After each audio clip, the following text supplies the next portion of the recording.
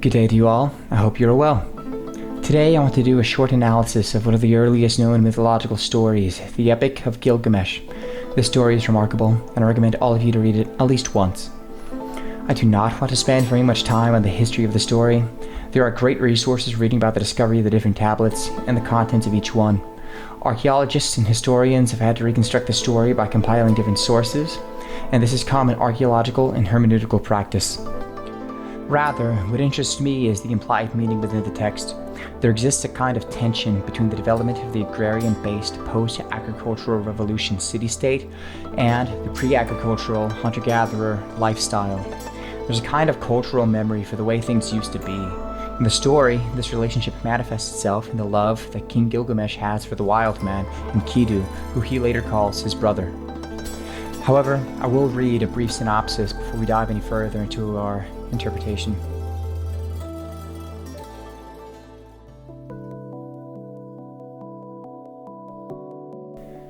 The first half of the story focuses around Gilgamesh, who was the king of Uruk, and the wild man Enkidu.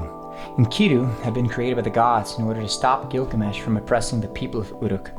After Enkidu becomes civilized through sexual interaction with Shamat, he makes his way to Uruk, where he challenges Gilgamesh to a contest of power.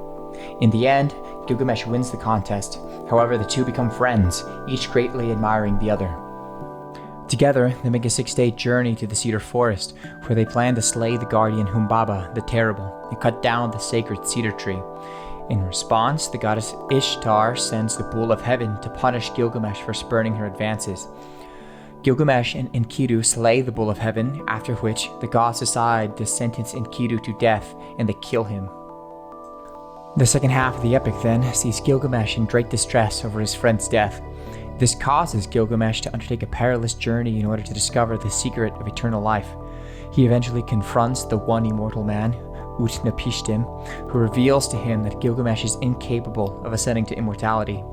However, because of his great building projects, his heroic accomplishments, and what the immortal man Utnapishtim told him about the Great Flood, Gilgamesh is then able to increase his fame and the love his people have for him, and then his legend goes on to outlive him. Now, obviously, that's a pretty low-resolution version of the story. There are accounts in there of minor quests that Utnapishtim sends Gilgamesh on so he can demonstrate to him how he's incapable of becoming immortal, and other details. However, I think this will suffice for now.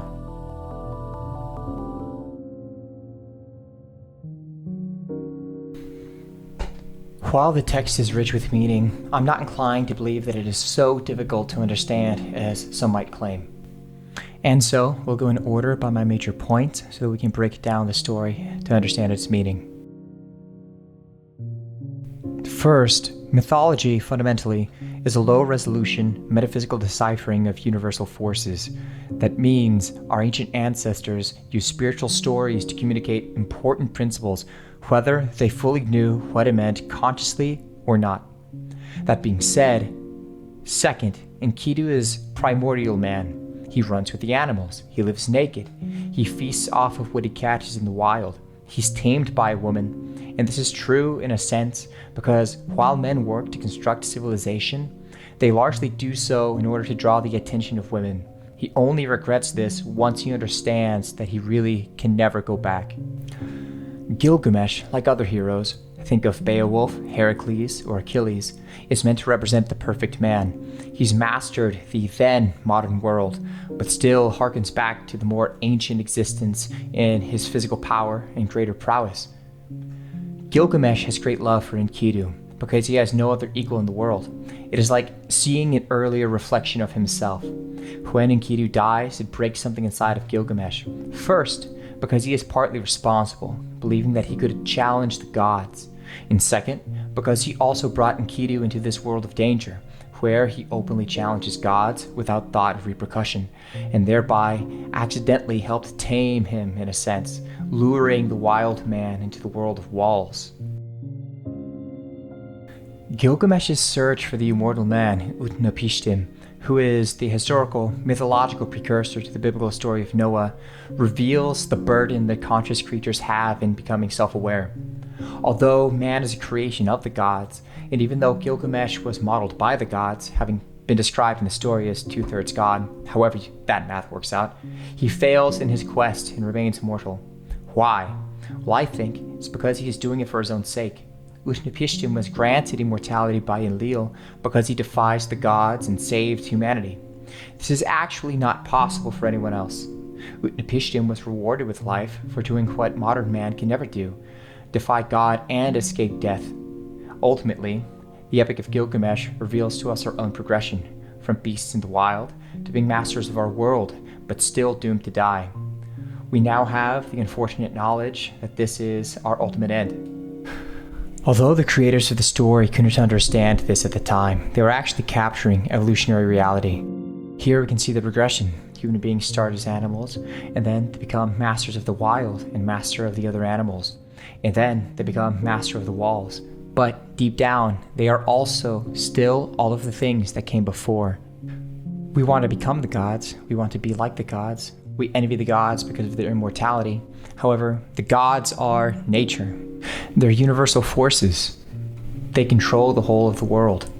While mankind works and suffers and strives to create walls and hold back nature, we can never really become it. We can't become universal forces in the same way that the gods have. Now, Gilgamesh thinks that because Utnapishtim was rewarded with immortality of the gods, therefore there must be some task Gilgamesh can complete that will end with him achieving the same result. However, while Utnapishtim is described as having been a man for the purposes of the story, really he is something quite more. You can think of him as being that thing that rides both order and chaos. He created the boat in order to survive the flood and save humanity. You can think of him as being like Promethean fire, right? So Prometheus steals the fire from the gods and gives it to mankind. In stealing fire and giving it to humanity, Prometheus is giving them mind and intellect. He's separating human beings from the other animals.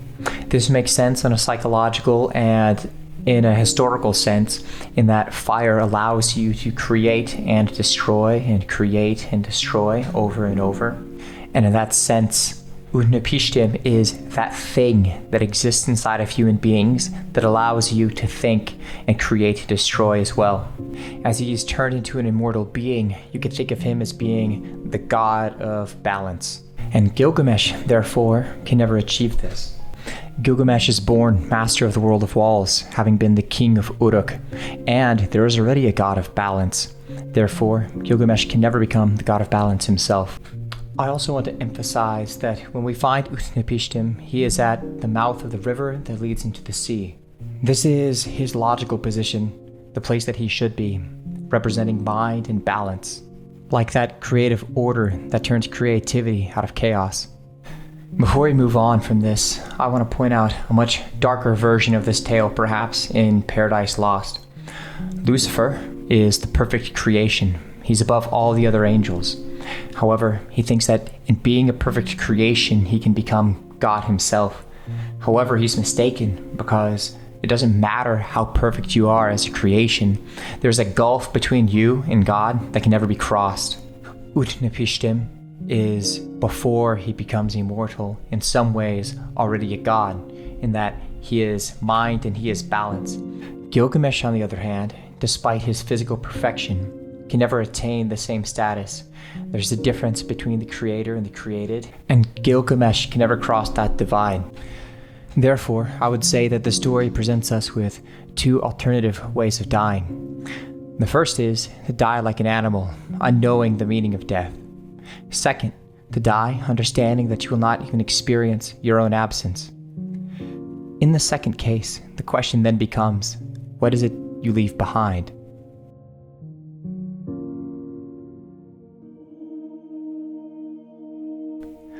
Before we end, I want to leave with a reading from the Epic of Gilgamesh. I spent some time considering which chapter to read, and I decided an excerpt from chapter 4 would be most appropriate. Now, Utnapishtim, where he lay at ease, looked into the distance, and he said in his heart, musing to himself, "Why does the boat sail here without tackle and mast? Why are the sacred stones destroyed? And why does the master not sail the boat? That man who comes is none of mine. Where I look, I see a man whose body is covered with skins of beasts. Who is this who walks up the shore behind Urshanabi? For surely he is no man of mine."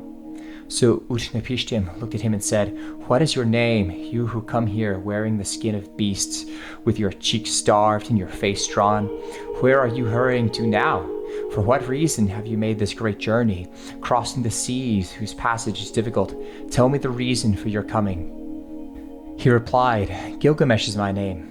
I am from Uruk, from the house of Anu." Then Utnapishtim said to him, "If you are Gilgamesh, why are your cheeks so starved and your face drawn? Why is despair in your heart and your face like the face of one who has made a long journey?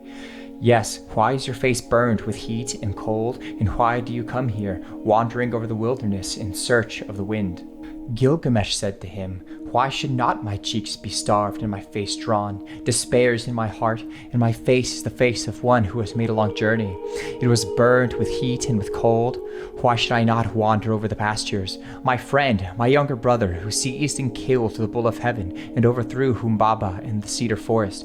My friend, who was very dear to me and endured dangers beside me, Enkidu, my brother whom I loved. The end of mortality has overtaken him. I wept for him 7 days and nights till the worm fastened on him. Because of my brother, I am afraid of death. Because of my brother, I strayed through the wilderness. His fate lies heavy upon me. How can I be silent? How can I rest? He is dust, and I shall die also and be laid in the earth forever." Again, Gilgamesh said, speaking to Utnapishtim, "It is to see Utnapishtim, whom we call the Far Away, that I have come this journey. For this I have wandered over the world. I have crossed many difficult ranges. I have crossed the seas. I have wearied myself with traveling.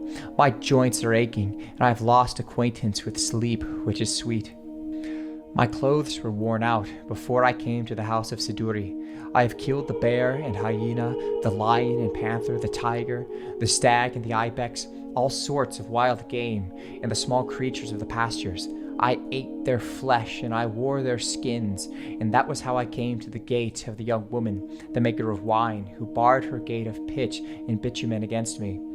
But from her I had news of the journey, so that I came to Ushanabi the ferryman, and with him I crossed over the waters of death. O Father Utnapishtim, you who have entered the assembly of the gods, I wish to question you concerning the living and the dead. How shall I find the life for which I am searching?" Utnapishtim said, "There is no permanence. Do we build a house to stand forever? Do we seal a contract to hold for all time? Do brothers divide an inheritance to keep forever? Does the flood time of rivers endure? It is only the nymph of the dragonfly who sheds her larva and sees the sun in his glory. From the days of old, there is no permanence. The sleeping and the dead, how alike they are. They're like a painted death. What is there between the master and the servant, whom both have fulfilled their doom? When the Anunnaki, the judges, come together, and Mametun, the mother of destinies, together they decree the fates of men. Life and death they allot, but the day of death they do not disclose." Then Gilgamesh said to Utnapishtim the Far Away, "I look at you now, Utnapishtim, and your appearance is no different from mine. There is nothing strange in your features.